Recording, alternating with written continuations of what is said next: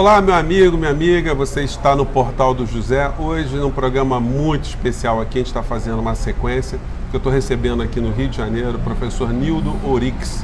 Ele é professor da Universidade Federal de Santa Catarina, mas tem uma formação vastíssima, México, Venezuela, Argentina, morou em vários lugares, enfim.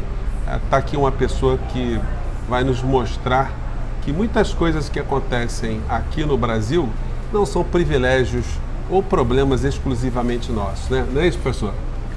O tema é um prazer estar aqui com você, então, José, aqui no Portal do José, que eu acompanhava de longe, recebia, e um privilégio estar aqui na Lapa, né? No Rio de Janeiro, tambor do Brasil. E mais ainda para falar da Pátria Grande, né? Que é essa imensa América Latina, inconclusa, que ainda não encontrou plenamente seu destino, mas que sem dúvida tem um potencial extraordinário e está chegando numa hora muito particular para os latino-americanos, que é uma hora que eu digo de, como dizem os mexicanos, separar os hombres de los niños. Quer dizer, agora é uma hora da grandeza. Pois é, Nildo, a gente está tendo situações pendulares do ponto de vista político, pela minha observação. Por exemplo, a gente está tendo aqui no Brasil esse governo que a gente não pode nem, a gente não encontra muito como qualificá-lo ou classificá-lo. E a gente tem aqui a Argentina, que estava vivenciando um processo parecido, mas com um verniz de alguém como o Macri, e de repente, depois da destruição que a Argentina passou, parece que Alberto Fernandes está tentando levar a Argentina para outro canto. A gente tem o fenômeno Evo Morales, que está inconcluso, porque teve o golpe lá também, tem aquela usurpadora que está ali. A gente teve Equador, a gente tem o López Obrador no México também, que parece que faz um contraponto a toda uma política neoliberal. Como é que você vê isso tudo? Eu diria, daria duas pistas para aqueles que estão aqui no Portal do José. Primeiro, quando a gente olha os processos eleitorais, nós corremos um sério risco de ocultar as estruturas profundas que estão em mudança. Você veja no caso da Argentina, Maurício Macri venceu de maneira avassaladora o governo de Cristina Kirchner. E 4 anos depois, perdeu de maneira igualmente avassaladora. Alberto Fernandes e Cristina Kirchner massacraram. Foi assim uma lavada. Se você olhar o Chile, Sebastião Pinera, que é um fascista, ele mesmo, admirador de Pinochet. É um super capitalista fascista. O maior capitalista chileno, ganhou as eleições e hoje tem menos de um ano depois, tem menos de 8% na aprovação e o Chile está incendiado 2 anos. Isso quer dizer o quê? Que nós não podemos descartar um quadro semelhante no Brasil. Então, 2013 aqui, uma explosão como 2013, não pode ser surpresa. Por quê? Para além das questões eleitorais, nós temos que observar o que está em mudança embaixo. E na América Latina, eu diria 2 linhas de interpretação. Primeiro, os governos progressistas, esses governos como Andrés Manuel López Obrador do México, Cristina Kirchner na Argentina, Evo Morales na Bolívia, Rafael Correa no Equador, e assim sucessivamente, eles fracassaram. Lula e Dilma no Brasil, eles fracassaram. Foram incapazes de tocar na concentração da propriedade, na concentração do poder político e na concentração do prestígio social. O que eles fizeram? No máximo foram programas sociais, que não eram nem reformas como aquelas que nós vimos no Brasil de pré-64 do governo do João Goulart. Então, não eram nem governos reformistas, eram governos que praticavam uma espécie de caridade católica. Não alguém que quisesse enfrentar o tema da pobreza só pode ser enfrentado se nós tocarmos na estrutura da propriedade privada, que está concentrada tanto no meio rural como no meio urbano, na mão de poucas pessoas. E de outro lado, tirar os instrumentos de poder político, fazer uma grande reforma política que não conceda poderes plenos para um congresso dessa natureza e instituições políticas como a que nós temos. Pois é, Nildo, quando a gente vê os manuais do FMI, lá estão também indicados programas sociais do Sem tipo. dúvida. Banco Então, Mundial. quer dizer, isso não é bem propriamente uma plataforma De esquerda. né? Não, o Banco Mundial, isso é ótimo que você tenha tocado nesse assunto.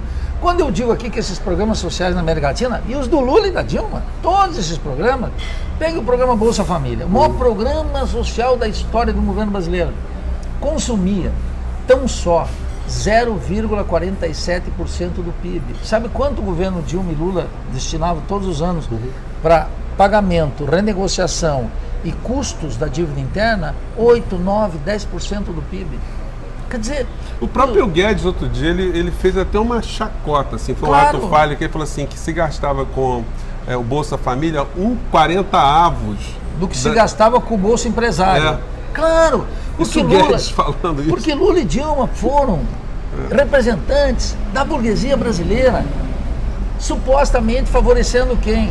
Joesley Batista, Eike Batista, todos esses empresários que se mostraram absolutamente corruptos e que corromperam. Mas para te concluir essa questão que você muito, de maneira atinada, colocou. Portanto, programas sociais contemplam um certo espírito de culpa das classes médias que acham que nós dando alguma coisa para os pobres, fazendo uma espécie de gestão moral da pobreza, nós já teríamos uma entrada assegurada no céu, né? Faria a nossa boa ação. Mas o Banco Mundial e o Fundo Monetário dizem que tem que fazer esses programas.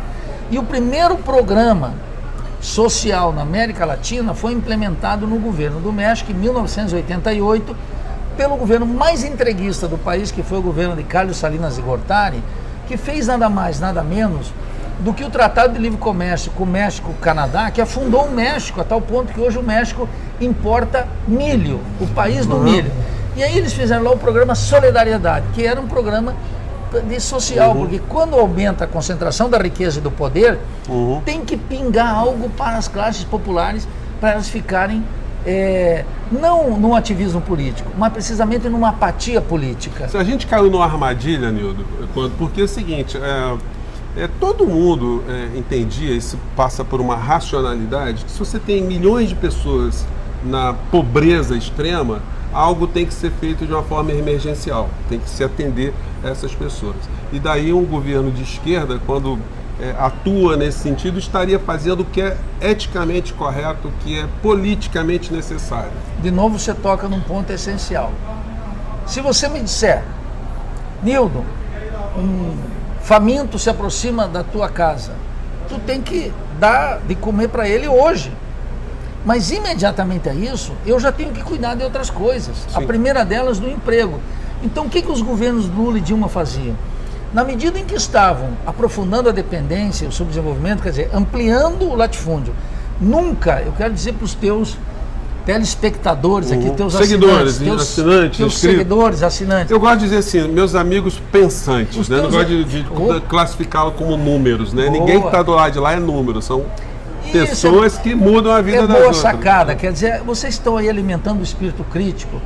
Pensem o seguinte, nunca em 6 anos do governo Dilma, teve uma expansão da fronteira agrícola tão grande, quer dizer, do latifúndio, como nesse governo do PT. Nunca como nos governos do PT, o sistema carcerário brasileiro colocou tantos pobres dentro da cadeia. Foi no governo Lula e Dilma. A curva é assim. O latifúndio, a curva é assim. O endividamento do Estado é desse tamanho. Começou a crescer. O FHC, que tinha 64 bi quando começou, deixou em 720. O Lula, quando pegou, colocou em 1 trilhão e 500 bilhões. A Dilma, quando deixou, estava em 3 trilhões e 500 bilhões. Quer dizer, ela multiplicava o poder dessa oligarquia financeira e, ao mesmo tempo, fazia programas sociais. Então, passados 13 anos, tu não pode dizer tem que fazer algo emergencial. Algo emergencial, no caso brasileiro, é dar o Bolsa Família. Mas faz duas coisas juntos, que a experiência latino-americana demonstra. Primeiro, programa social tem que ser acompanhado de luta política. Portanto, tem que criar o que o presidente Chaves criou, os círculos bolivarianos. Todos os que ganhavam o Bolsa Família tinham que participar dos ciclos de estudo para ler a Constituição bolivariana, saber dos seus direitos, participar ativamente da política. Não é caridade católica, que você dá na tua porta e não tem. Um governo tem compromisso com a redenção não só do estômago, mas a redenção política, a emancipação política dos trabalhadores. Então essa é uma questão essencial. E o governo do outro lado, esses governos todos, de Cardoso, Lula, Dilma, e mesmo Bolsonaro manteve o programa Bolsa Família, não acabou com ele. Ao mesmo tempo vai destruindo a carteira de trabalho, o emprego remunerado, a previdência social, etc., que vai multiplicando os pobres. Então, por maior que seja o programa Bolsa Família, ele nunca alcança a multiplicação dos pobres. E ao longo de 13 anos, aquilo que deveria ser emergencial se torna algo estrutural. Quer dizer, é impensável. Hoje a inflação e os preços dolarizados corrói o Bolsa Família. O Estado paga tão pouco que um protofascista como Bolsonaro e um ultraliberal insensível como Guedes, um homem que representa a classe dominante, mantém isso. Inclusive o Bolsonaro disse que ia dar o 13º. É tão pouco, é uma migalha tão... Quer dizer, um dos problemas principais desses programas é que eles não politizam, né, Nildo? Ao contrário, despolitizam. Porque a gente corre o risco agora do governo Bolsonaro se apropriar desses programas, colocar pastores evangélicos, Exato. Colocar aí militares para coordenar esse negócio e, enfim, eleitoralmente eles vão reverter, né, aquilo que seria considerado bolsão político de esquerda. Isso que os bolsonaristas chamam de esquerda. O que aconteceu aqui no Brasil? Os governos de Lula e Dilma foram governos de imensa despolitização, de banalização das questões essenciais. Vou dar um exemplo. Embora reconhecidamente tenha havido assim uma melhora material, vamos dizer assim, de grandes camadas da população. Veja, eu no governo Lula, o meu salário de professor universitário melhorou, mas eu digo sempre que eu não perdi o juízo, eu continuei pensando o Brasil. Criticamente, porque eu estava vendo que aquilo seria passageiro, se não tivesse mudanças estruturais. Mas nós não éramos ouvidos. Vamos ver uma questão estrutural. Os Estados Unidos, junto com a corrupção de funcionários da Petrobras, venderam segredos. O senhor Sérgio Moro não investiga isso. Deveria investigar. Funcionários da Petrobras venderam segredos fundamentais do pré-sal. Muito bem. Isso... Aliás, o Wikileaks também detectou que houve uma espionagem também. Não, né? Eu quero chegar assim. nisso. Então o Wikileaks, quando mostrou, a presidente Dilma estava com uma viagem marcada para se encontrar com o presidente Barack Obama. Muito bem. Quando ela soube daquilo e da violação do e-mail dela própria por uma agência dos Estados Unidos, o que uma presidente tinha que ter feito? Chamar o embaixador de volta, suspender as relações com os Estados Unidos e em cadeia nacional explicar para o nosso povo como os Estados Unidos e as instituições do Estado estadunidense nos invadiram, violando a nossa soberania. Sim. Porque o povo se politiza no conflito. O que a presidente Dilma fez? Cancelou, depois voltou lá 2 meses depois, fez convênios de 5ª categoria que não renderam nada e banalizou a violação da soberania. Agora eu vejo o Lula aí gritando por soberania. Não adianta gritar por soberania, o povo aprende, o José, fazendo, no conflito. O povo não aprende. Esse programa teu aqui, ele ajuda a aguçar o espírito crítico. Mas só quando as pessoas se vinculam concretamente ao processo real, é que elas aprendem. Pois é, Nildo. Então o governo Lula e Dilma foi de uma grande despolitização dos problemas nacionais, banalizou o problema da fome, banalizou o problema da propriedade, banalizou o problema da soberania, banalizou o problema da violência, banalizou o problema de justiça, banalizou o problema do controle midiático. Sim. Nildo, a tua crítica é uma crítica que vem pela esquerda, né? Diferente assim. Meus amigos petistas, eu tenho grandes amigos, né? Sou casado com uma fundadora do PT, que é muito jovem, coisa e tal. As pessoas reagem assim com uma certa hostilidade, enfim, uma rejeição a essa coisa de se cobrar uma autocrítica. Eles pensam normalmente que se entende, né, que isso é uma cobrança feita pela direita. Como é que você vê essa questão? Eu entendo e digo que é um profundo erro. Vamos lá. Quando Lula venceu em 2002, ele venceu com uma horrorosa, uma cretina, uma entreguista carta chamada aos brasileiros, que era a Carta aos Banqueiros. Eu estava no partido nessa época, eu sou fundador do partido lá em Santa Catarina, do PT, e eu saí em janeiro de 2005, portanto no primeiro mandato do Lula, quando ele estava começando a elevar sua popularidade, eu saí. Por quê? Porque estava Palocci, política justa, eu não acreditava mais no Lula, que para mim é um político vulgar, de 5ª categoria, irresponsável. Mas vamos qualificar mais do que o adjetivo moral. Por quê? Então, em 2002, todo mundo dizia, Nildo, é preciso vencer as eleições e derrotar os tucanos. Não vamos fazer crítica. Quando chegou 2006, a gente disse, olha, a gente tem que fazer crítica de algumas coisas. O governo está indo mal, o ajuste fiscal é pior do que aquele do Malan, feito pelo Fernando Henrique. Não pode fazer crítica. Por quê? Porque nós temos que reeleger, tem que acumular força. Então, silenciamos novamente. Quando chegou 2010, não podia fazer crítica, porque tinha que eleger a Dilma, que era uma desconhecida, e que a oposição tinha crescido, então também não era a época da crítica. Quando chegou 2014, a situação era mais crítica ainda, então eu via, não pode fazer crítica a Dilma, porque a Dilma é inexperiente, ela chegou no PT ontem, os tucanos estão quase ganhando, tem hostilidade da mídia agora, a crise está aí, então tampouco pode ser feita a crítica. Depois, quando chegou na hora do impeachment, não podia fazer a crítica, porque era uma hora de cerrar fronteiras contra os tucanos, contra o relato do golpe, que eu não adoto naturalmente, para mim não houve golpe algum. Então não podia fazer crítica. E agora não pode fazer crítica. O que significou? O que significa ao longo desses quase 14 anos, 16 anos já? Significa que o PT é inimigo da crítica. Não é que ele não quer fazer autocrítica, ele é inimigo da crítica. Não pode ter crítica nas bases. E o partido, quero dizer para aquele petista de coração, talvez a tua esposa, que naturalmente não se recuperou, não ganhou cargo no partido, tem uma vocação, tem uma índole de boa vontade para com o que ela considera esquerda. Uma honestidade de princípios, de propósito. Eu entendo isso. Eu quero dizer, todas essas pessoas não entendem que a direção do partido está completamente corrompida por deputados, senadores. Veja, a proposta do governador da Bahia de reforma da Seguridade Social agora é verdadeiramente escandalosa. Recebeu o elogio dos representantes do DEM lá, que disseram que era uma prova mais acabada. Então há uma desconexão completa entre esse sentimento de justiça e de defesa e do petismo na base e a cúpula do partido. E a cúpula do partido não dá um passo sem consultar o Lula. E o Lula é um personagem irresponsável com o futuro do Brasil. O Lula não está preocupado senão com a sua própria sorte. E essa é uma questão gravíssima. O Lula nunca... A minha crítica ao PT, eu vou dizer qual é aqui, que tem a ver com o contraste latino-americano. O PT, em longos 13 anos, 6 meses, alguns dias de governo, nunca convocou esse petista do coração para uma batalha. Não convocou para derrotar. Mas a Dilma fez a lei antiterrorista, a Dilma fez a lei da partilha, que é do entreguismo completo. A Dilma e o Lula não convocaram o povo para se defender do impeachment.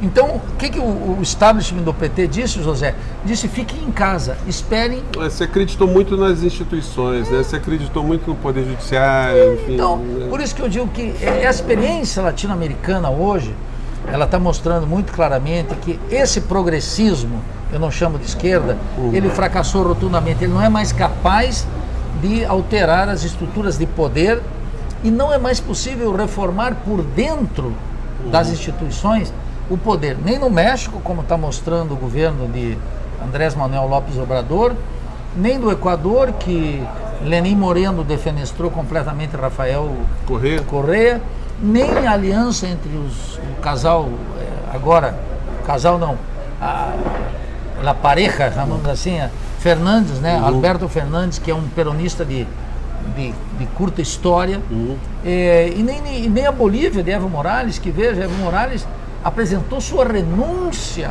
e não se preparou para um golpe que um amigo meu, Alfredo Jalife, no México, publicou com um mês de antecedência, num grande jornal de circulação mexicano, o nome dos policiais que estavam corrompidos, o agente, quem era, num largo artigo, e o Evo Morales não foi capaz de criar um esquema militar.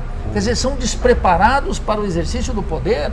Nildo, para a gente finalizar, onde é que nós erramos para que Bolsonaro viesse a ser o presidente da República? O que se poderia ter feito em 2018, pela via eleitoral, para que isso não acontecesse? Porque a bola da vez era o Alckmin, todo mundo estava pelo menos percebendo que o homem do sistema era o Alckmin. E de repente, o Bolsonaro vem. Quem é que errou?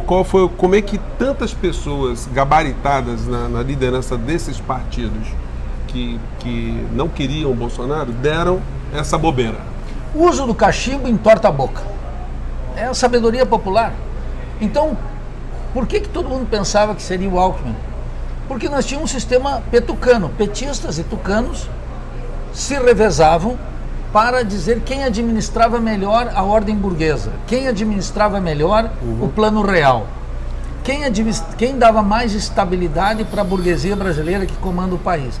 Então era natural que depois do imenso desastre do governo da Dilma e das limitações que não eram dela, mas da economia, do Estado, etc., todo mundo olhasse e dizia, agora vou voltar aos tucanos. O que ninguém, ou muito pouca gente, não entendia, como nós reivindicávamos que estava na hora de nascer um novo radicalismo político, é que o sistema petucano estava esgotado e que nós defendíamos uma candidatura antissistêmica. Me permita dar um dado biográfico. Eu disputei dentro do PSOL, como membro, ainda não era membro do Diretório Nacional, como agora, a pré-candidatura à presidência da República. O que eu dizia para o partido? Nós precisamos de uma candidatura antissistêmica. Porque se nós não falarmos que somos contra esse sistema, vai aparecer alguém que diga que é contra o sistema. Isso está tudo nos vídeos aí, é só buscar. Desde 2016 nós estamos dizendo isso. Quando nós soltamos, 2 anos antes, o Manifesto pela Revolução Brasileira. Está dito lá, literalmente. Ou a esquerda se apresenta como antissistêmica, ou vai aparecer uma candidatura sistêmica e a direita vai fazer alguma coisa porque ela sempre fez. E foi o que ela fez. E nós estamos dizendo isso no manifesto em 2016, mas estávamos dizendo isso nos cursos, em sindicatos, desde 2013. O Bolsonaro, com toda a tosquice dele, ele ocupou o lugar nosso. Quer dizer, ele viajava pelos lugares e ele pelo menos ele teve essa intuição, né? Sim, ele começou a perceber que o discurso antissistêmico, como você está dizendo, pegava. Só que ele acabou se apoderando desse discurso pela ultradireita. Isso, na tua visão, poderia ter sido utilizado pelas forças modificadoras ou revolucionárias da esquerda. Sem dúvida. Qual era a nossa limitação? A nossa limitação era que a esquerda no Brasil está identificada com o petismo. E o petismo, de fato, na sua cúpula é corrupta, nunca tratou o tema da corrupção, nunca tratou o tema da moral, nunca enfrentou a burguesia nos temas do poder, da dívida. Veja uma coisa, meu amigo parlamentar e meu amigo pessoal, embora a gente tenha grandes divergências, o Ivan Valente aprovou no Congresso Nacional um número de assinaturas para fazer uma auditoria da dívida. A presidente Dilma vetou. Ela consultou o Lula, porque ela não dava passo também sem consultar o Lula e sem a cúpula do partido, seja a Gleice, seja quem for, Paulo Paim, toda essa gente aí está comprometida com o sistema. Então veja, eu fui a convite do senador Requião, deixa eu te confessar aqui, só entre nós, numa reunião do Senado, e fui lá e o Requião me levou, estava a senadora Gleice, o senador Pimentel do Ceará, o senador Lindenberg do Rio, foi um almoço no gabinete do Senado, e eu fiz uma apresentação da crise e disse claramente, ou o governo radicaliza, ou ele vai perder as ruas completamente para a direita. Não faltaram alertas. Então você pega bem, apesar, a despeito de toda a tosquedade, da brutalidade, da ignorância de Bolsonaro, o poder não é exercido através de versos de Shakespeare, de Goethe ou de Fernando Pessoa, ou mais ainda de Drummond, para falar de um dos nossos. O poder é exercido com frialdade, com crueza. É assim que é exercido. Ô, Nildo, eu queria interromper a tua fala aqui, porque senão a nossa bateria vai acabar, e eu queria tocar num tema que não vai dar para a gente tratar em 30 segundos, que é a influência das igrejas neopentecostais na política. Eu queria também tua opinião sobre isso.